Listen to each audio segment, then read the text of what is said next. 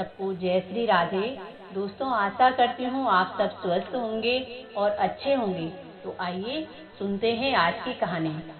पूर्व काल में चित्रभानु नाम का एक शिकारी था। जानवरों की हत्या करके ही वो अपने परिवार का पालन पोषण करता था। वो एक साहूकार का कर्जदार था और साहूकार का कर्ज समय पर नहीं चुका पाने के कारण साहूकार ने क्रोधित होकर उसे शिव मठ में बंदी बना लिया। संयोग से उस दिन शिवरात्रि थी। शिकारी ध्यान मग्न होकर शिव संबंधी धार्मिक बातें सुनता रहा। चतुर्दशी को उसने शिवरात्रि व्रत की कथा भी सुनी। शाम होते ही साहूकार ने उसे अपने पास बुलाया और ऋण चुकाने की बात की। तभी शिकारी अगले दिन सारा ऋण लौटा देने का वचन देता है और बंधन से छूट जाता है। अपनी दिनचर्या की भांति वो जंगल में शिकार करने के लिए चला गया। दिन भर बंदी गृह में रहने के कारण भूख प्यास से व्याकुल था। शिकार खोजता हुआ वो बहुत दूर निकल गया। जब अंधेरा हो गया तो उसने विचार किया कि रात तो मुझे जंगल में ही बितानी पड़ेगी। वह वन एक तालाब के किनारे था। वहाँ पर बेल का एक वृक्ष था। वो उस पर चढ़कर रात बीतने का इंतजार करने लगा। बिल्व वृक्ष के नीचे शिवलिंग था जो बिल्व पत्रों से ढका हुआ था। शिकारी को इस बात का पता नहीं चला। अपने लिए रात की व्यवस्था करते समय जैसे उसने टहनियाँ तोड़ी तो संयोग से वो शिवलिंग पर गिरती गई। इस प्रकार दिन भर भूखे प्यासे शिकारी का व्रत भी हो गया और शिवलिंग पर बिल्व पत्र भी चढ़ गए। एक पहर रात्रि बीत जाने पर एक गर्भिणी हिरणी तालाब पर पानी पीने पहुंची। शिकारी ने धनुष पर तीर चढ़ाया। जैसे ही प्रत्यंचा खींची तभी हिरणी बोली कि हे शिकारी, मैं गर्भिणी हूँ। तुम दो जीवों की एक साथ हत्या करोगे तो तुम्हें पाप मिलेगा। मैं अपने बच्चे को जन्म देकर शीघ्र तुम्हारे पास आ जाऊंगी। तुम मेरा विश्वास करो। अब शिकारी ने प्रत्यंचा ढीली कर दी और हिरणी जंगल की झाड़ियों में लुप्त हो गई। प्रत्यंचा चढ़ाने और ढीली करने के वक्त कुछ बिल्व पत्र अनायास ही टूटकर शिवलिंग पर गिर गए। इस प्रकार अनजाने में ही उससे पहले पहर की पूजा संपन्न हो गई। कुछ ही देर बाद एक और हिरणी उधर से निकली। शिकारी की प्रसन्नता का ठिकाना नहीं रहा। समीप आने पर उसने धनुष पर बाण चढ़ाया। तभी उस हिरणी ने विनम्रता पूर्वक से कहा कि हे शिकारी, मैं अपने प्रिय की खोज में भटक रही हूँ। मैं अपने पति से मिलकर शीघ्र तुम्हारे पास आ जाऊंगी। तुम मेरा विश्वास करो।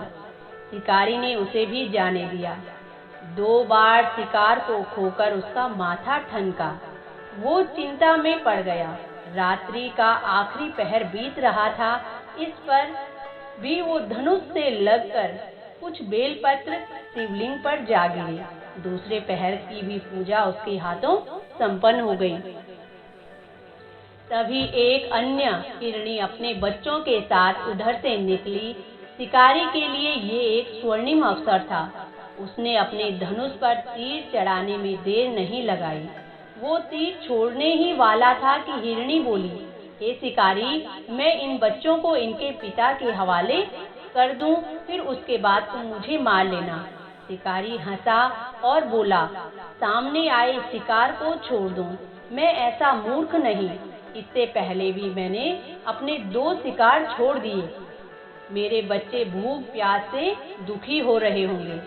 उत्तर में हिरणी ने कहा कि जैसे तुम अपने बच्चों की ममता के लिए दुखी हो, अपने बच्चों के लिए परेशान हो, वैसे ही मुझे भी अपने बच्चों की चिंता है।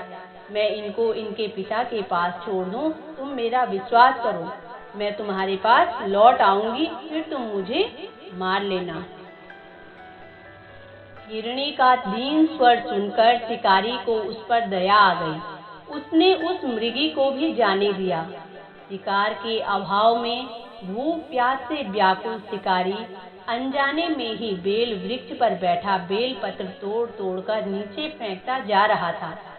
उसको इस बात का पता नहीं था, तभी उसने वहां से एक हष्ट पुष्ट मृग को जाते हुए देखा। शिकारी ने सोच लिया कि इसका शिकार तो मैं अवश्य करूंगा, इसे नहीं छोड़ूंगा।